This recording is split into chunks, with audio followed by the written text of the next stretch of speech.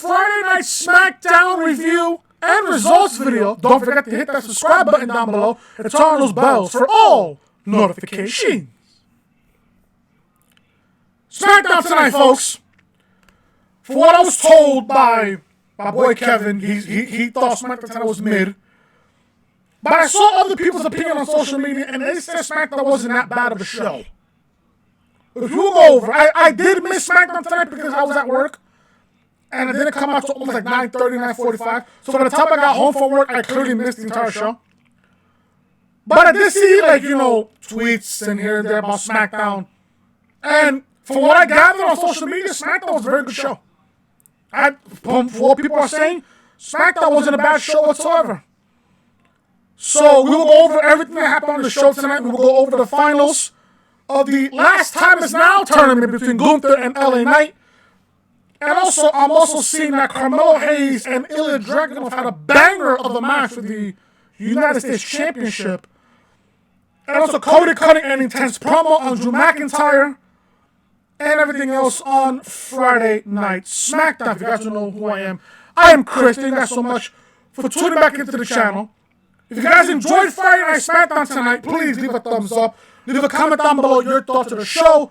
Who you think was the right winner here? Was LA Knight the right winner? Or was Gunther the right winner? The comment section is yours. And also, if you guys are new to the channel, please hit that subscribe button down below. Turn on those bells, guys, for all notifications. Monday Night Raw review is live on the channel right now. Link to that video will be down below in the description. Braun Breaker gets his championship match against CM Punk at Monday Night Raw in the first Raw of 2026 at the Barclays Center in Brooklyn for the World Heavyweight Championship.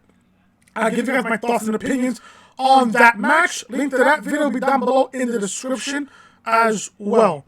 Also, guys, follow me on social media. Twitter at NowThisNowChris. TikTok at GoodVibesChris. And also, I review Monday Night Raw on Mondays. I don't know what days I'm going to do episodes of my podcast. I don't know. As I get used to my new schedule now.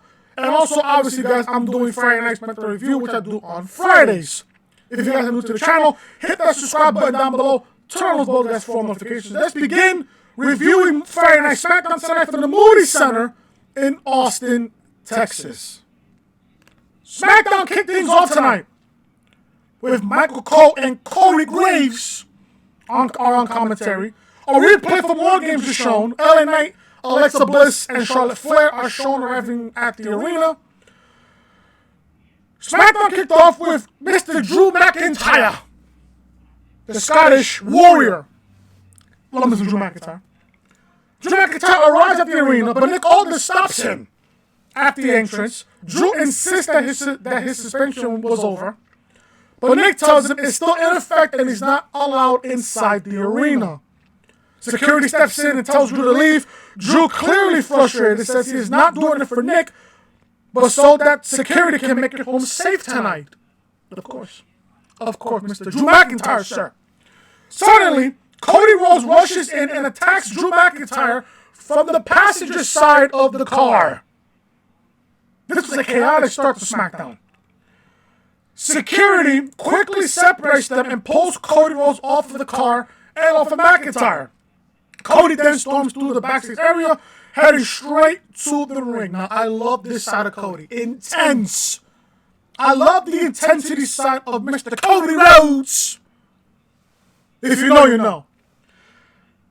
Mr. Cody Rhodes, the current undisputed WWE champion. Again, I said it on my Raw review Monday, and I'm going to reiterate this here. Can we not call it the undisputed WWE Championship when the championship is only defended on one brand? It's not defended on Raw.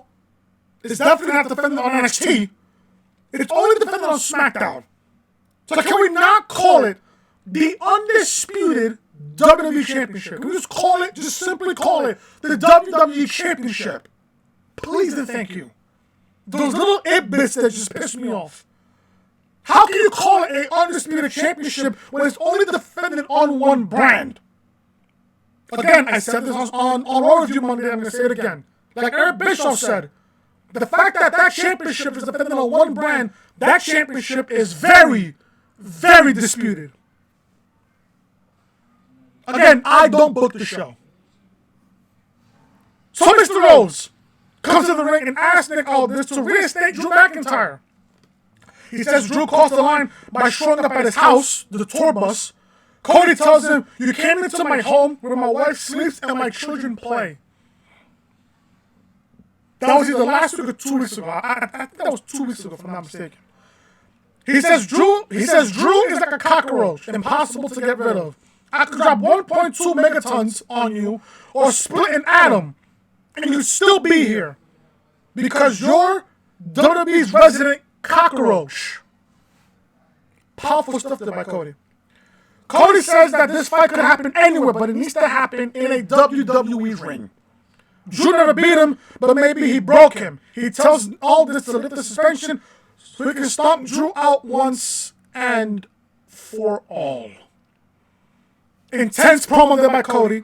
Listen, I love it when Cody's this intense. I love it. This is the serious side I need to see from Cody Rhodes. I do. We didn't get that with him and Cena at WrestleMania. We didn't get that. But we're getting it here with Drew. Again, not that saying that Cena and Cody's feud was bad. It was pretty okay for what it was. Except for that match at SummerSlam, which was phenomenal. When do I see Cody and Drew going at it again? Now, obviously, it can't happen next week on Saturday Night's Main Event because that's a showcase show for NXT, which I will be covering, by the way. I will be covering Saturday Night's Main Event next week on the channel. I can see Drew and Cody going at it on the final SmackDown of the year, maybe. Do I see this happening? If they have the balls, they can do this. Could they do this on the Monday Night Raw on January 5th at Barclays Center in Brooklyn? They're going to load up that show. I can promise you that right now. They're going to load up that show on January 5th. Whether they include SmackDown on it or just Raw guys and gals in there. Or they can just do it at the Royal Rumble in Saudi. Sure, that can possibly be the case. But it has to be a stipulation match if that is going to be the case. Now, again, I don't book the show here. I don't. But if I had the pen, I'm giving Drew McIntyre the WWE Championship. Now, have Drew McIntyre hold it for like a month and a half, see what he can do with it. But then as if you're asking Cody to win back the championship before WrestleMania. And again, if Hunter had the balls, the next time Cody and McIntyre wrestle, or should I say fight, McIntyre is winning the championship. Sure. You want to throw a wrench in the WrestleMania plans? Have McIntyre win the championship. Simple. Very simple. But again, Triple H's favorite word is safe and soft. Not the SAWFT soft, like Mr. Sherman soft. Just saying. Good start to Friday Night SmackDown by Cody Rhodes and Drew McIntyre. Tommaso Ciampa says he's planning to talk to Nick Aldis to get his United States title match. Now, I think Aldis would book Ciampa and Dragonov. I think that'd be a banger. The banger of all bangers would be that. Gargano suggests they should also chase the tag team titles. As they talk, Carmelo Hayes walks by and interrupts. He tells Ciampa he might want to reschedule a title match because he has next. Literally. He has next. Literally. And figuratively. Then with a smirk, he calls Ciampa a jackass and keeps walking. Gotta beat some Carmelo Hayes, man. Damien Priest, the fellow Bronx native. Let me see Damien Priest. I actually met him at the Bad Bunny concert a couple years ago. He's a nice fellow. One of the nicest people I've ever met. Love him. Damien Priest says he's tired of hearing Aleister Black talk in circles. You know, the circle. He questions whether Aleister Black really thinks he can break him or is just being delusional. Priest says Aleister Black only delayed the inevitable and made things personal by involving his wife and family. Now Priest is bringing in his own family. Now, a lot of people were expecting, including myself when I saw this Twitter video there on Twitter, when Priest was cutting this promo, that Lola Vice would show up, knowing that Lola Vice and Priest are together. They're a real life couple. But instead, Rhea Ripley shows up. The Terror Twins step in and says Asa Black should have known she beat by Priest's side. They've been through everything together. If Asa Black thought she wouldn't get involved, he was wrong. She then ended by saying that next week it'll be them versus Aleister Black and Zelina Vega. Next week on Friday Night SmackDown. Again, I asked this question. I'm going to ask this question.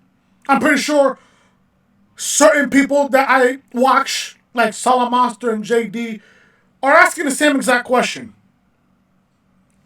Can we just end the brand split? Now, obviously, it's pretty obvious that when SmackDown people are on Raw and Raw people are on SmackDown, it makes the shows a lot better. But of course, they got to answer to, the network executive. They got to answer to them. So I get the business part. But as a creative person, end the brand split. Merge the tag team divisions. Merge them into one whole division. Take away the women's tag team championships. And have them go after the mid-card championships for the women and the world championships for the women. Then you have all your guys going after the IC title, the US title, the world championship, and the WWE championship. End the brand split. I promise you, if you end the brand split, I promise you, it'll make the shows a lot better. A whole lot better. I love the Rhea Ripley going to SmackDown combination. I like it. I think it fits Rhea, sure. Although she's a real beast on Monday Night Raw. Sprinkle her into SmackDown a little bit. Sure. I don't mind it. And neither should you. Next week, we are getting the Terror Twins, Damien Priest and Rhea Ripley against Aleister Black and Zelina Vega. Should be a not bad match next week. Not bad. Banger alert. Ilja Dragonov versus Carmelo Hayes for the Men's United States Championship. I heard this match was an absolute banger of a match. We will start off in a commercial break. Ilja drags in a Fujiwara armbar, but Hayes powers up and connects with a knee strike. Ilja blocks the next kick and hits a German suplex and holds on for a second German. Ilja holds on after the second and transitions into an abdominal stretch, driving repeated elbows in the Hayes' clavicle, which is the collarbone. Hayes manages to escape before Ilja can hit with a wrist clutch suplex. Hayes fights back with a series of chops and forearms. Ilja answers with a forearms and chops of his own. Hayes stuns Ilja with a facebuster, but Ilja quickly responds with a sharp kick. Ilja goes to the Kaholihan special, but misses, and Hayes capitalizes with a springboard clothesline. Love that spot from Carmelo Hayes. He follows up with a La Mystica and scores a near fall. Almost got the win there. Hayes goes for the first 48, which is his finishing move, but Ilja blocks it and powers through, turning it into a powerbomb. Ilja then sets up for the H-bomb, but Hayes gets his knees up just in time. As Ilja bounces off the ropes, Hayes rolls him up for another close near fall. No pun intended, by the way. Ilja fires back with a kick, then hits a belly-to-back suplex into an elevated clothesline.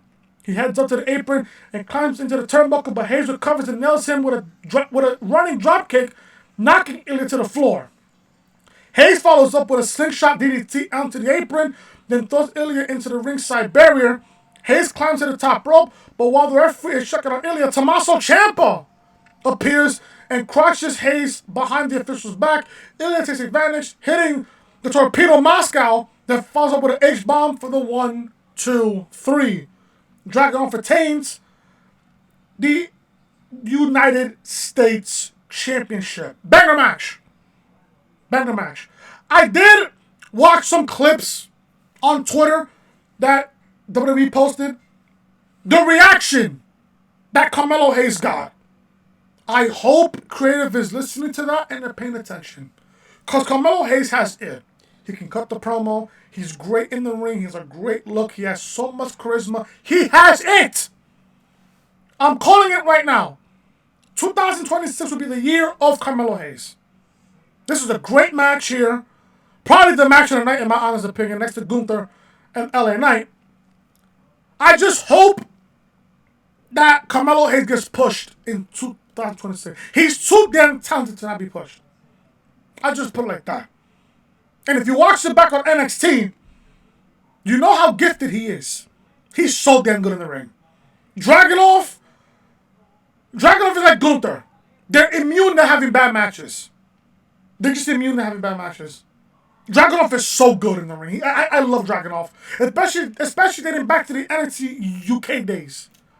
Love Dragonov. This was a great match on Friday Night SmackDown.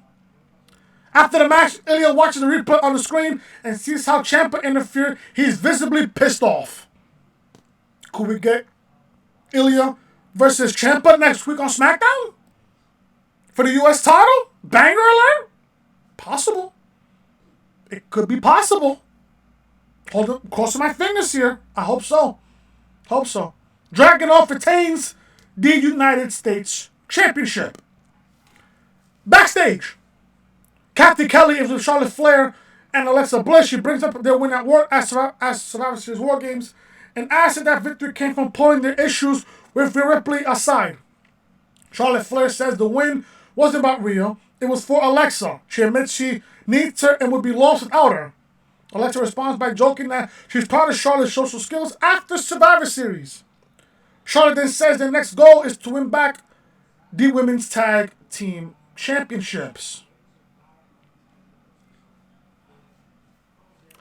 Moving on with the show. We return with a video package showing highlights from the tournament to determine John Cena's final opponent, which we found out in the main event. Either Gunther or LA Knight will have that opportunity. Backstage, Captain Kelly is with LA Knight. Yeah. She asked what a win tonight would mean to him. Knight says he's not interested in talking about dream matches. He said it before, beating John Cena would cement his legacy. Only one man stands in his way now. He brings up Gunther's impressive resume as a former United States and World Champion. He forgot Intercontinental Champion as well. Did Gunther ever held the U.S. title? I don't think he did. So he's a former Intercontinental Champion and former World Champion. I'm tripping. But says Gunther has never faced someone like him. Knight calls himself an unstoppable force and promises that tonight won't be any different. He ends by saying if it's a fight Gunther wants, then he's going to get it. Because just like everyone else, Gunther will be dropped on his head. Great promo here by LA Knight. I'm telling you, me and Kevin always says this. Me and my boy Kevin. LA Knight is great on the microphone. He's great on the microphone. He's just not getting pushed. That's the problem with LA Knight. They couldn't push him on Raw. Well, he is on Monday Night Raw. They couldn't push him on SmackDown because Cody was champion at the time. So people couldn't see LA Knight be the guy to beat Cody. So they moved him to Raw. Have him win, in my honest opinion, the secondary World Championship, which is the World Heavyweight Championship. So the move for Raw for LA Knight has been good so far, but he just needs that one push. That's what I think LA Knight needs. He's great on the microphone. He's great in the ring too. He's great in the ring. He has charisma. Again, he has it. He has it. It's just a question of when is he getting pushed. I hope 2026, again, I'm crossing my fingers. I hope in 2026 is LA Knight's year. I only hope, because I love LA Knight. And if he wants to be at Fanatics Fest next year, I would love to meet him and take a picture with him. Alexa Bliss is in action against Kairi Sane, one half of the Women's Tag Team Champions. We'll pick it up from the commercial break here. Sane follows up with a forearm to Alexa's back and gets a near fall. She keeps the pressure on with a running forearm in the corner. She then slams Alexa down and climbs the turnbuckles. Alexa recovers and punches Sane to cut her off. She climbs up with a superplex, but Sane blocks it and delivers a headbutt, causing Alexa to fall into a tree of woe. Sane follows with a double stomp and gets another near fall.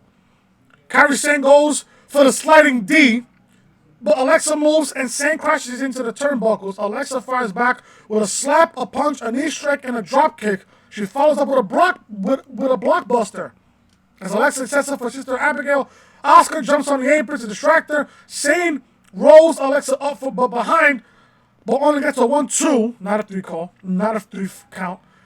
Near fall there.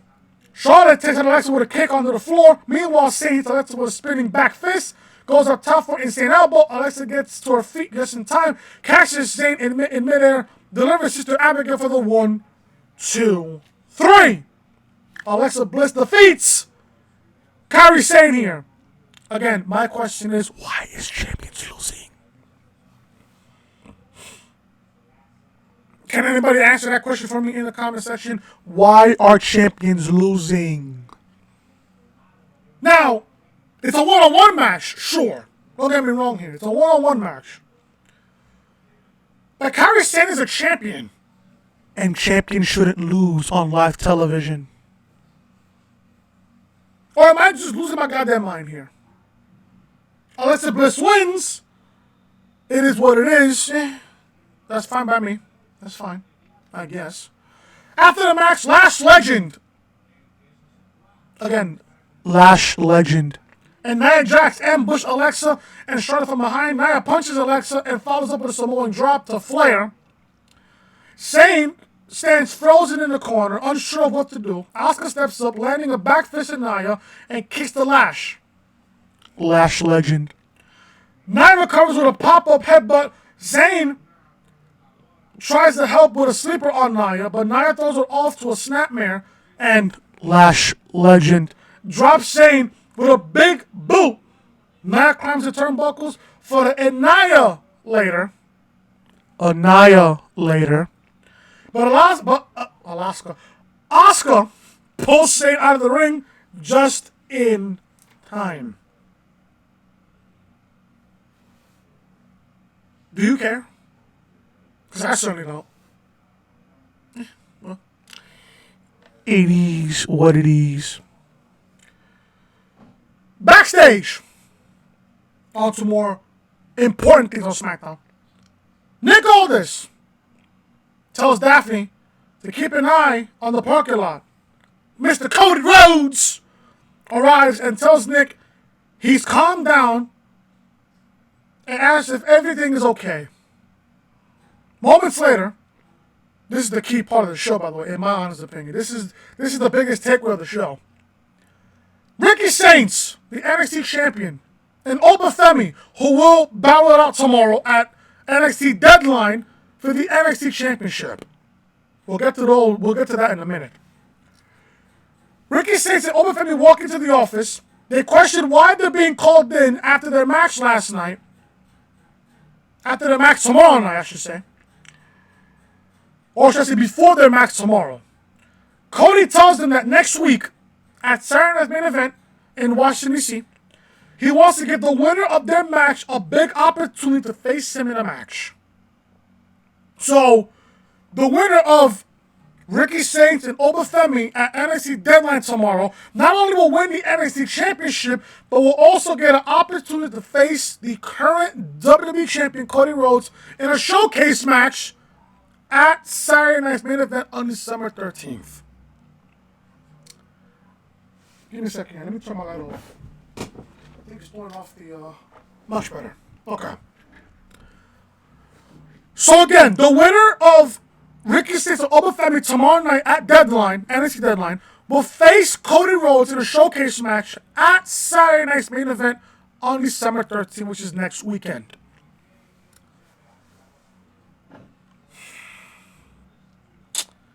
I think Ricky Saints and Alba Fyre are great. Now, I don't watch NXT, but from what I've been hearing a lot about Ricky Saints and Alba Fyre, they're both great. The match tomorrow night between Ricky Saints and Alba Fyre should be a banger. Should be a great match. My question is, does WWE have the cojones, the balls, to have Alba Fyre beat Ricky Sane for the NXT Championship? Now, the chaotic wrestling fan in me wants to see Ricky Sane and Cody Rhodes as a big fuck you to AEW, because you know Ricky Sane was in AEW as Ricky Starks. It would be a big fuck you to AEW if they would book Ricky Sane versus Cody Rhodes at Saturday Night's Main Event next week. But again, this is the chaotic wrestling fan in me, and I love a good twist. I do.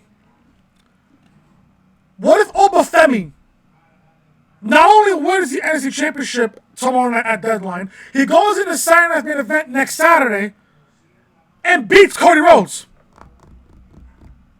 Now, do I see Triple H booking that? No. Do I see Shawn Michaels giving Alba Fyre back the NXT Championship? It's a possibility. It's a possibility, sure. But Ricky Sane beat Alba Fyre to win the NXT Championship.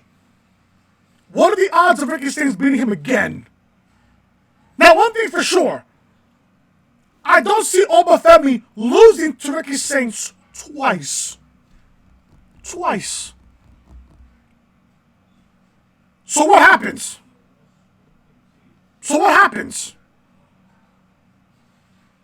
Their match tomorrow night at NXT Deadline just got a lot bigger, with bigger stakes on the line. If Saints wins, he gets Cody. If Alba Fyre wins, he gets Cody. Now, this is what I'll tell you.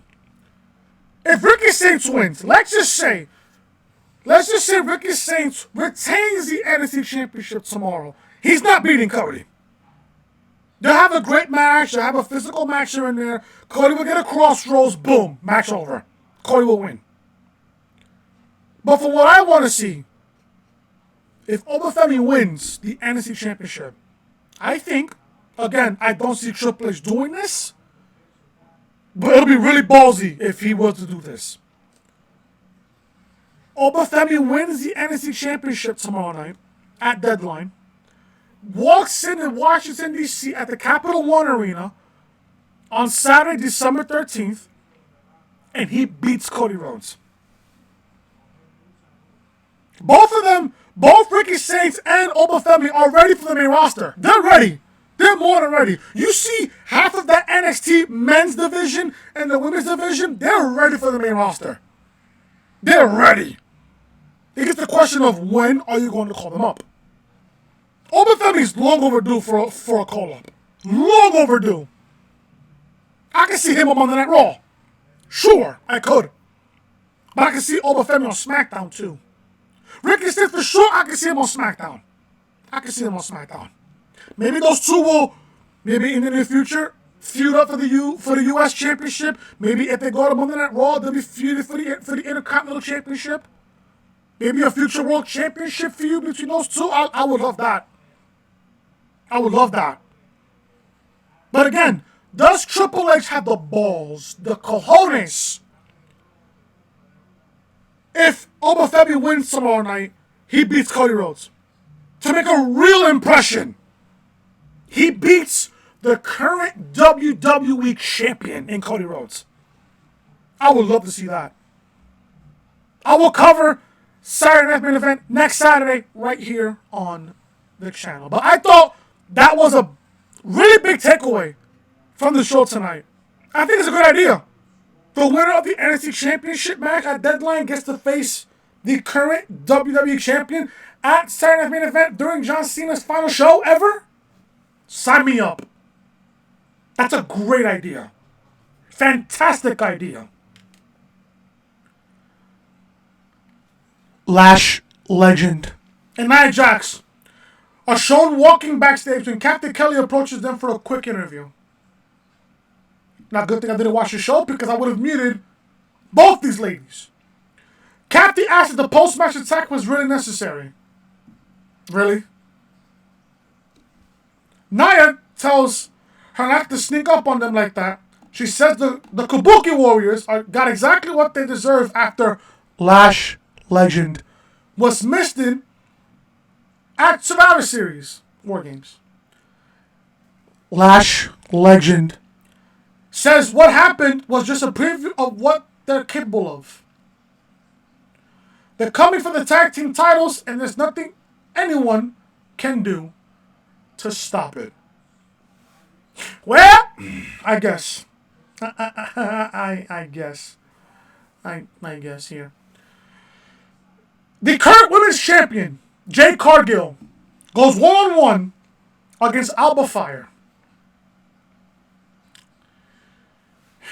Folks, I'm just going to tell you this straight up. Jade hits Jaded on Alba Fyre, hits the 1, 2, 3. I am not going over the entire match.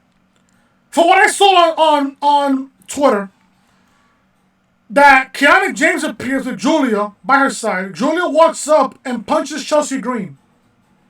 Julia got no reaction whatsoever.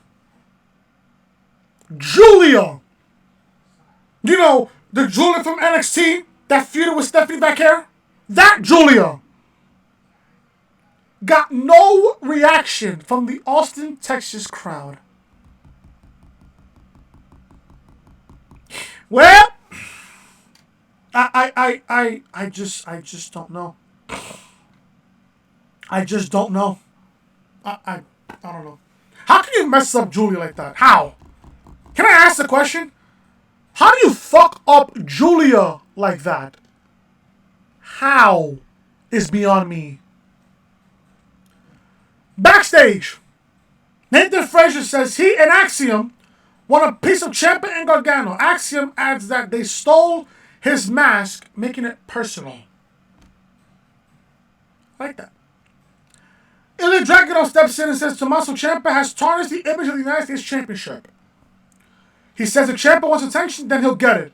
Ilja demands the match. Nick agrees and gives Ilja the match for next week. Banger alert. Ilja tells Frazier and Axiom that once he's done, they can have whatever's left of Ciampa. Ilja turns around and walks straight into Tama Tonga. Solo Sikoa quickly pulls Tama aside and tells him it's time to go. Maybe a future United States Championship match there? Maybe. Possible. Who knows? Backstage. More backstage steps on the show tonight. Jade Cargill walks through the hall and crosses path with B-Fab. B-Fab. Jade then tells her she saw what she did to Alba Fyre and says it should have reminded her of something. Meekshin steps in and immediately shuts it down, saying whatever Jade's planning isn't going to happen. Jade fires back, calling Meekshin B-Fab's lap dog. Meekshin suggests that they go talk to Nick Aldis, and Jade agrees, but says she'll do it herself.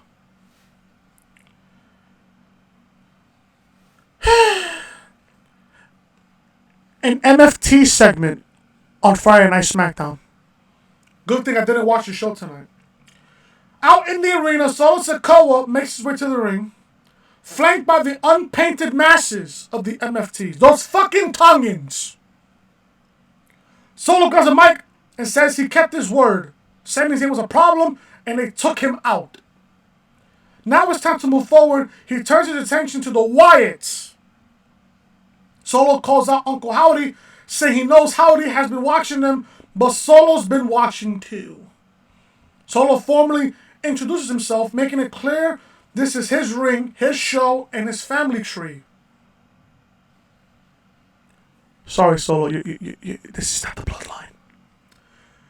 He said the Wyatt family is in possession of something that rightfully belongs to his bloodline, the tag team titles. Okay. He reminds Howdy that sneak attacks won't work with him. When Solo strikes, people don't come back. His family just isn't here to fight. They're here to hurt. Solo warns Howdy to pay close attention. Everything that once belonged to Howdy, as Solo points to the sky, will now belong to him. He vows He vows to take the love, the legacy, and the name. Solo ends with a chilling message. He will strip Howdy of the Wyatt name because he can. All he has to do is believe. It's a great line there by Solo Sikoa. Great line. After Solo Sikoa finishes his message to Uncle Howdy, the rest of the group exits the ring, leaving Solo alone. Suddenly, the screen flashes with a blitvert, and the arena goes dark. When the lights come back on, the Wyatt faction is surrounding the ring, standing on the apron. Solo turns around, and Uncle Howdy is standing right to his face. The Black Shears Pacific Islanders climb onto the apron as tensions rise. Solo and Howdy throw the first punches, and a massive brawl breaks out with both factions spilling into the ring. Eric Rowan unleashes a fury of kicks and clotheslines, clearing the ring until he's left standing across from Tala Tonga, the biggest guy in the group. The tallest guy in the group, I should say. Rowan and Tala trade heavy punches. Tala lands a boot, but Rowan fires back and kicks Tala out of the ring, standing tall for a moment. Not bad segment here. Not bad segment for what I'm calling here. Not bad. Not bad. Solo, listen. One thing about Solo that I would give credit on with Solo. If you give him a chance, he can cut a great promo. If you give him a chance. You give him the chance to cut a promo, he will cut one. And that promo that he cut was great. Great stuff. When do I see this match happening? I don't know about Saturday Night's main event. But maybe at the Royal Rumble, if they can build it, I guess. But who's really interested in the MFTs and the Wyatts? Who's really interested? Honestly. But if it gets the more TV time, sure. Backstage, the Miz storms into Nick Aldis's office, calling it a travesty that he isn't John Cena's final opponent. Well, you had 2 chances, Mr. Miz, and you failed both times. Matter of fact, you shouldn't even be in the tournament the second time around. You shouldn't even gotten a second chance at the tournament. But here we are. He insists he should be the star of Saturday Night's main event. No, it's John Cena. And whoever won the tournament. Nick reminds Miz he saw exactly what he pulled last week, and not just anyone gets booked for that stage. Bayley walks in, thanks Nick for booking her for booking her for Saturday Night's main event. Now, for the folks that saw Survivor Series, how can they leave Bayley off of Survivor Series in her home state of California? Not only that, they left LA Knight off the card. Well, so Bayley walks in, thanks Nick for booking her for Saturday Night's main event. Sol Rica steps in as her announced opponent. Bayley says Sol is impressive, but competing on Raw and SmackDown is a different level. Sol tells her that's exactly what she's looking for. Bayley smirks and says she'll be watching Deadline. I'm sure Sol Rica has a match at Deadline tomorrow night. So far, if you're really thinking about Saturday Night's main event here, Saturday Night's main event next week look like a banger show next week. Cody will face the winner of Saints and Femi. Cena will face the winner of Gunther and LA Knight, which we'll talk about coming up next. Not bad. I gotta see how the rest of the card is fleshing out. We'll probably find out on Twitter at some point during the weekend, or we'll find out on Raw Monday night and SmackDown next Friday night. Probably find out then. Elsewhere, Kathy Kelly's with Gunther and asked about his approach for tonight's match. Gunther said it doesn't matter where you're from or what language you speak, ring general always translates to victory. He's confident he'll beat LA Knight tonight and then defeat John Cena in his final match next week. He acknowledges the hunger of the other superstars, but says the outcome of the tournament is a foregone conclusion. It was a foregone conclusion, Gunther, the minute we got to the semifinal of the tournament. Gunther tells Cena he may not be able to see John, but John will see him. And not just see him win, but see how he wins. Okay? Okay, Gunther. Okay. I like this. Aleister Black speaks in a dark, focused tone. He says there's something deeply broken inside Damien Priest. He describes watching a man who was clearly drowning, trying to convince the world that his head was above water. Black brings up how Priest talks about people he once called friends who turned out not to be. He says then he walked away. He left Priest as a perfect monster, but now, standing beside him, Rhea Ripley. Zelina Vega steps in, calling Rhea a scubbus. A scaboobus, I guess. Someone who latches on to drain your soul. She says the Judgment Day Priest once knew was gone, and the so-called Terror Twins are nothing more than a reminder of how far he's fallen. Black ends it by saying if Priest truly wants to walk through the inferno, then he'll be the one to guide him through it. Okay. I like this. I like this. I do. Next week on SmackDown, we're getting Damien Priest and Zelina Vega going up against Aleister Black and Zelina Vega. Tommaso Ciampa versus Ilja Dragonov for the United States Championship next week. And Alexa Bliss goes one-on-one with Lash Legend on SmackDown next week. On the go-home show before Saturday night's main event.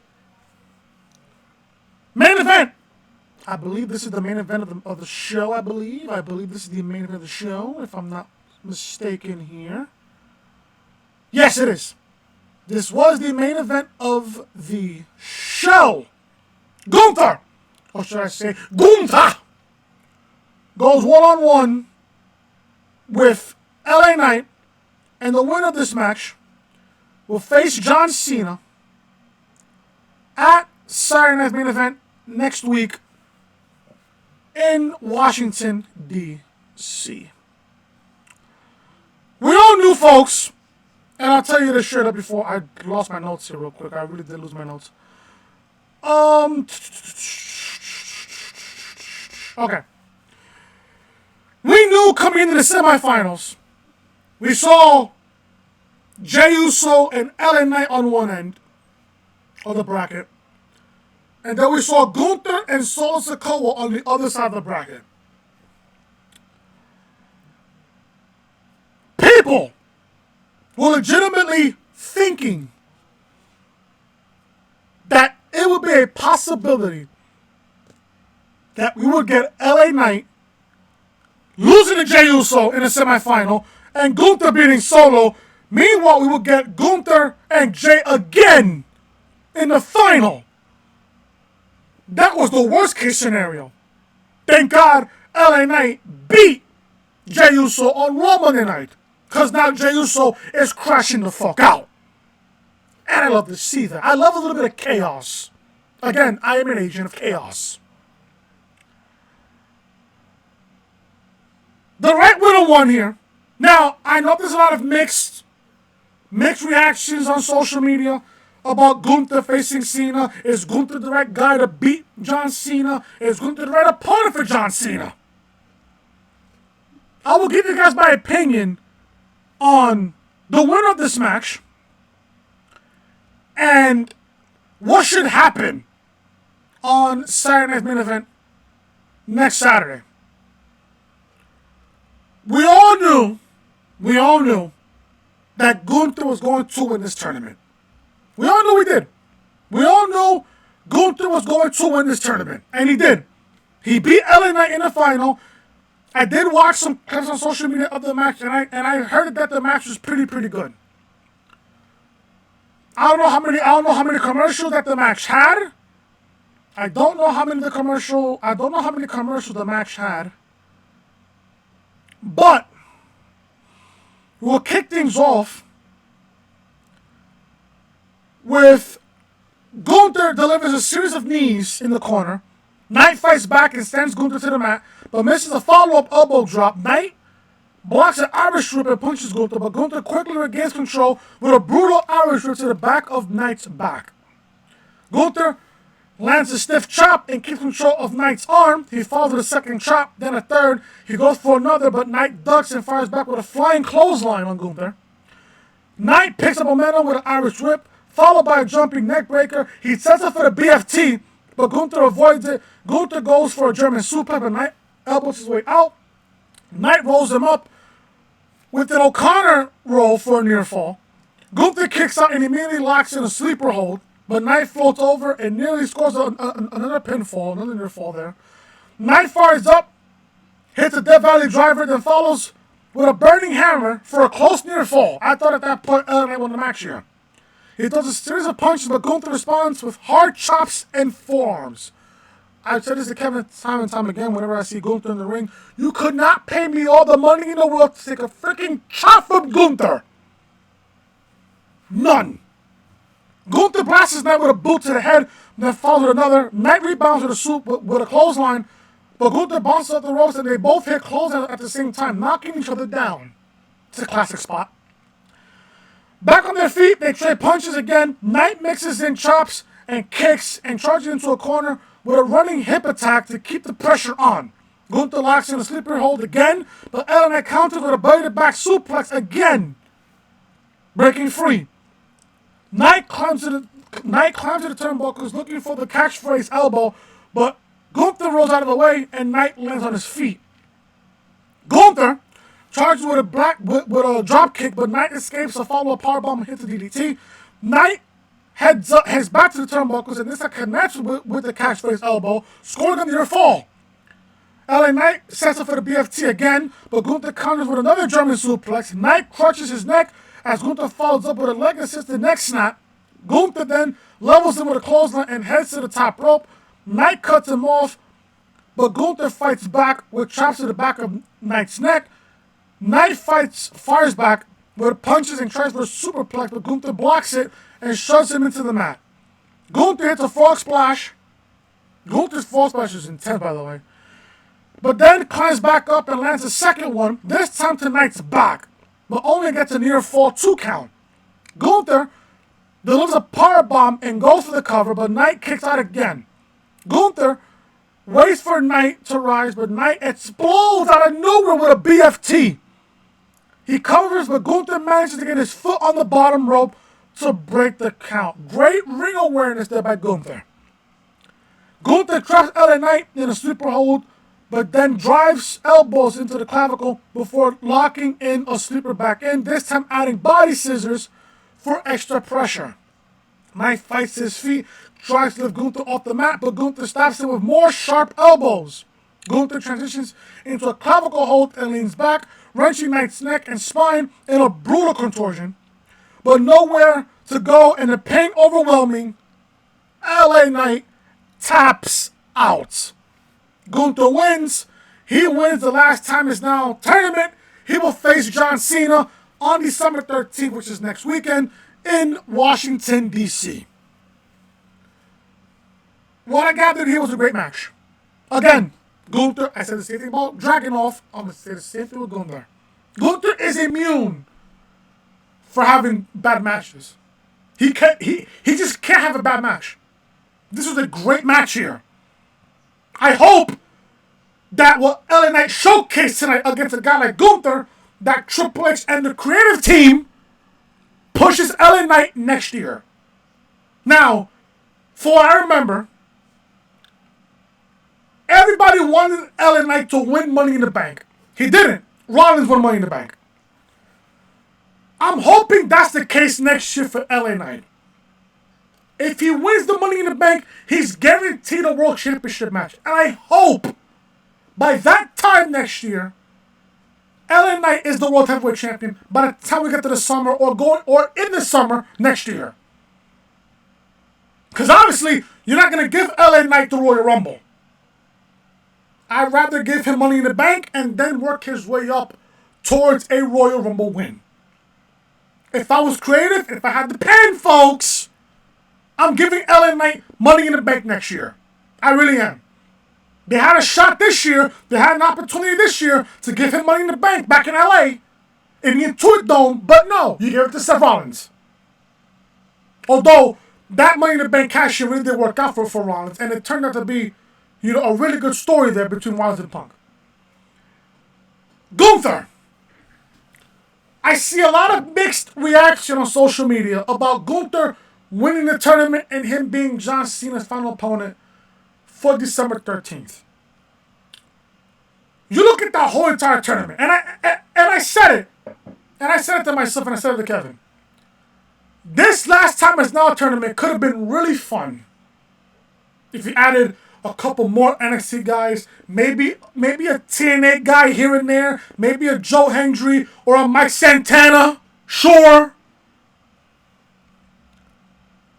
They flopped this tournament. I'm gonna say that straight up. They flopped the living shit out of this tournament. They could have had some real fun with this tournament. They could have been really more creative with this tournament. I bet you guys are asking me, does Gunther beat John Cena at Saturday Night's Main Event next Saturday? I can see it go both ways. Gunther did retire Goldberg back in July. He retired Goldberg as the World Heavyweight Champion before dropping it to Punk at SummerSlam. Does he retire John Cena? Again, I can see it both ways. But the main question is, does Gunther need it? He already retired Goldberg this year, like I mentioned. He retired Goldberg in Atlanta. Does he need it? I don't know. But if I could look at it on the other side here, if you're watching Saturday Night's Main Event, you want that show to end on a happy note and have Cena beat Gunther in the final match.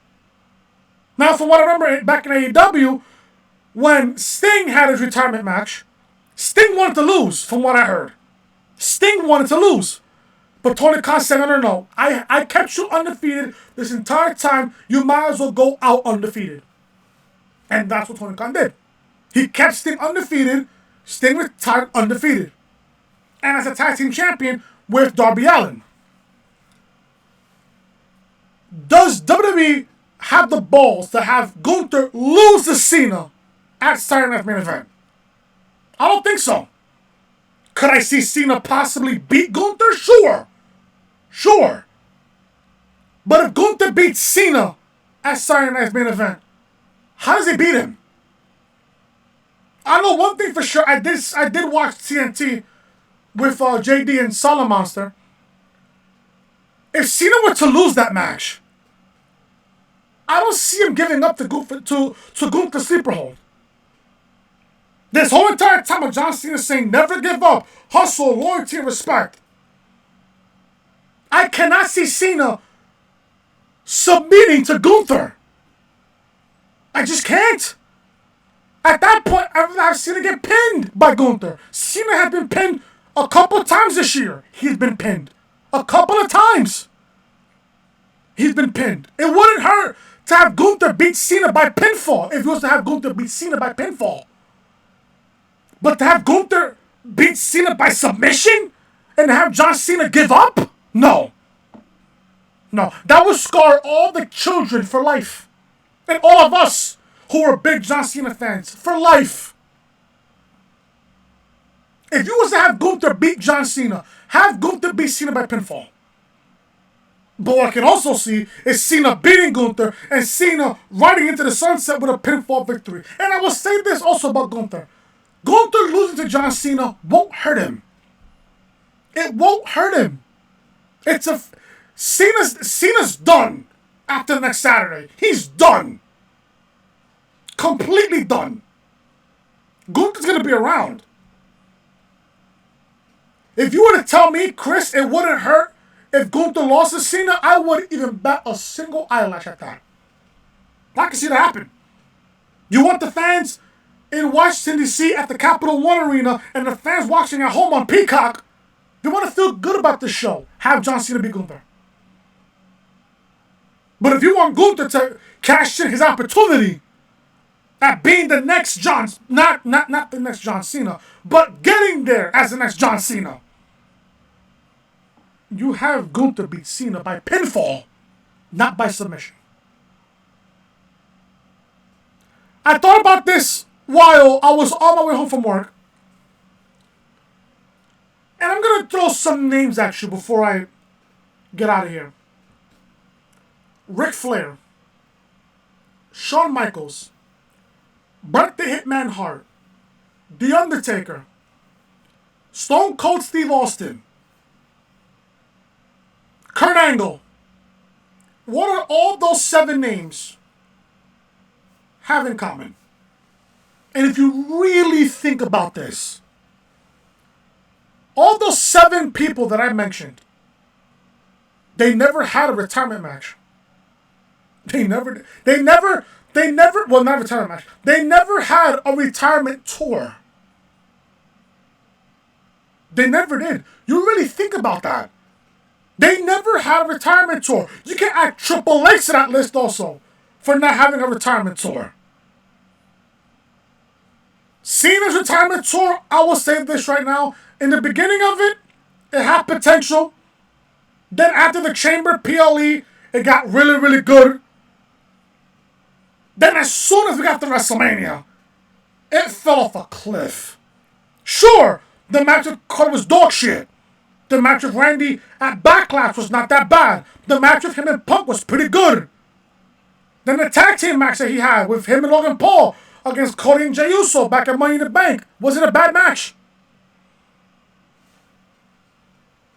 The John Cena retirement tour really got good when Cena turned babyface in New Jersey on the SmackDown Go Home show before SummerSlam. That's when the retirement tour got really good.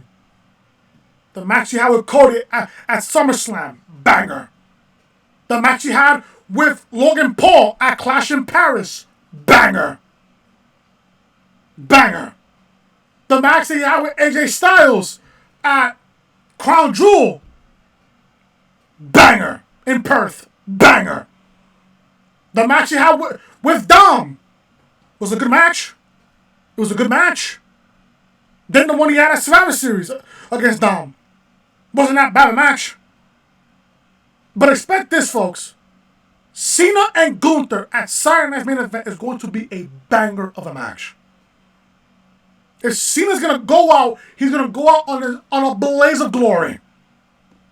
Whether Cena rides into the sunset with a victory or he goes down on his shield against Gunther. Expect Gunther and Cena to be, in my honest opinion, could be, depending how long they go, could be a classic of a match next Saturday. And I'm looking forward to it. And I'm really looking forward to it. What I thought about SmackDown, from what I read here throughout the entire almost an hour, I thought SmackDown was a pretty good show. Pretty good show. They built towards Saturday Night's Main Event. They announced a couple of matches for Saturday Night's Main Event. They got Bayley versus Sol Rica for next Saturday. Cody versus the winner of the NXT Championship match at Deadline tomorrow. And then Cena and Gunther. Could they add more matches? Sure. I don't know how long Saturday Night's Main Event goes, but usually they go about like what? An hour and a half, 2 hours, almost 2.5 hours? It's like a Saturday night's version of Monday Night Raw. But I thought SmackDown tonight was a good show. Not bad of a show. Yeah. Monday Night Raw should be, for what I read on Monday, should be a pretty good show Monday. Which would be the last Monday Night Raw before Saturday Night's Main Event. I'm expecting Gunther to at least cut a promo on Cena on Raw Monday night. So, thank you guys so much for watching SmackDown Review. If you guys enjoyed the review, hit that like button, leave a comment down below your thoughts of the show, and also if you guys are new to the channel, hit that subscribe button down below, turn on those bells guys for all notifications. Raw Review is indeed live on the channel right now. Link to that video will be down below in the description as well. Make sure you guys are also following me on social media. Twitter at NowThisNotChris and TikTok Good Vibes Chris with 2 S's and an underscore. I do Raw reviews on Monday, Friday Night SmackDown reviews on Friday, and also, if you guys are new to the channel, hit that subscribe button down below. Turn on those bells, guys, for all notifications. I will see you guys on Raw Monday night with a brand new week of content right here on the Near Fall Podcast right here on the channel. Until then, guys, I am Chris. Leave a like, comment, subscribe, share the video all over social media, and I will see you guys on Monday for Monday Night Raw review. Until then, guys, I'm Chris. Have a great weekend. Have a nice night. Talk to you guys later.